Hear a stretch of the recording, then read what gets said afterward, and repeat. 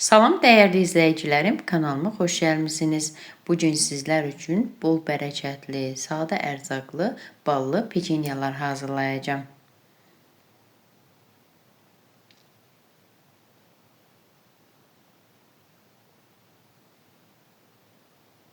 Əvvəlcə qazanın içərisinə 200 ml stəkanla 1 stəkan şəkər tozu, 1 cimdik duz, 100 qram yumşaq çörək yağı və 2 dolu yemək qaşığı bal tökürəm.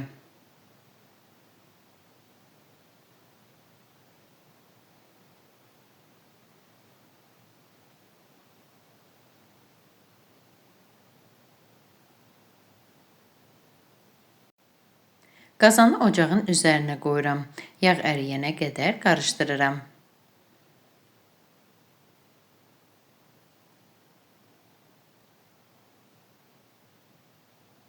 Yağ tam əridikdən sonra içərisinə 1 dolu çay qaşığı soda tökürəm.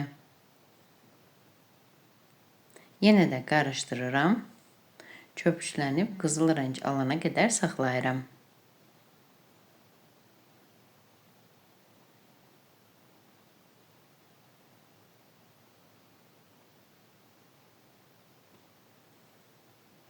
Belə olduqda ocağı söndürürəm və qazanı bir kənara qoyuram.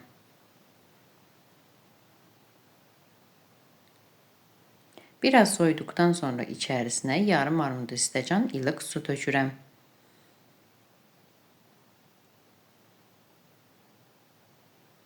Qarışıma 2 ədəd yumurta da əlavə edib qarışdırıram. Sonda isə unu tökürəm. Unu az-az əlavə edirəm. Bu xəmir üçün 200 ml stəkanla 4 stəkan undan istifadə etdim.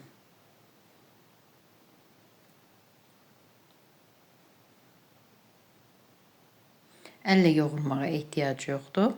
Qaşıqla beləcə qarışdırılır. Belə bir qatılıqda xəmirimiz olur. Xəmirin üzərini salafan torbu ilə örtüb soyuducuda 20 dəqiqə gözlədirəm.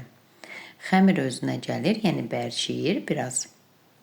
Daha sonra isə təzgahın üzərini unlayıram. Xəmirin bir hissəsini təzgahın üzərinə əlavə edirəm.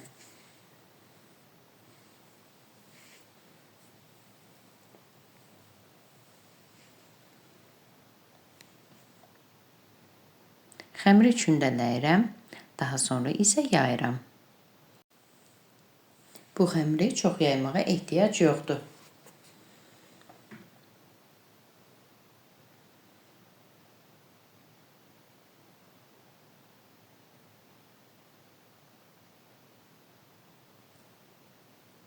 Daha sonra xəmiri müxtəlif fiqurlarla kəsə bilərsiniz.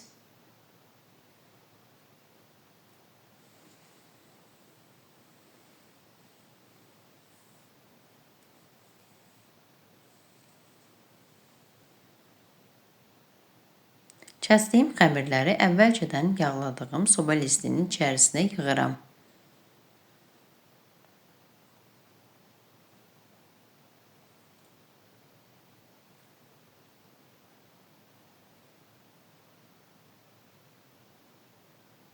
Kənarlarından çıxan xəmirin üzərinə yenidən xəmiri əlavə edirəm və birlikdə kündələyirəm.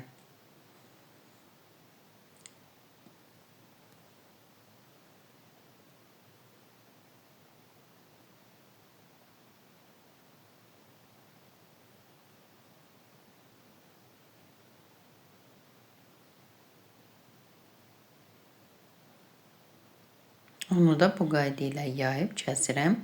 Bu dəfə isə stəkandan istifadə edib kəsdim.